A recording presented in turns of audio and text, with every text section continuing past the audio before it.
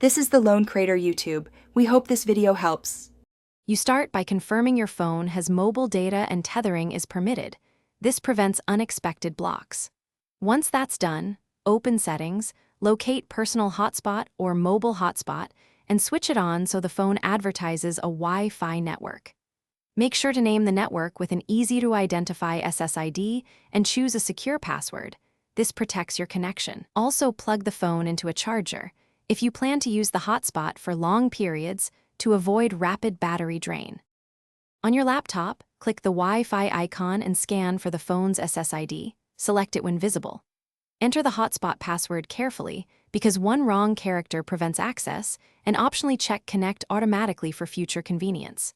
After connecting, confirm the laptop recognizes the network as a metered connection so background updates won't eat data. On Windows, set it as metered, and on Mac OS adjust network preferences or app updates. Once connected, test by loading a web page to validate internet access. Finish by ensuring stable performance. Monitor speed and keep the phone cool, since throttling can occur. If pages don't load, first toggle the hotspot off then on and reconnect the laptop. This often clears temporary glitches. If problems persist, restart both devices to reset network adapters. For persistent Wi-Fi issues, switch to USB tethering for a direct connection or pair via Bluetooth as an alternative. These steps preserve data and provide a reliable fallback when wireless tethering misbehaves. Thanks for watching. Consider subscribing if we helped you.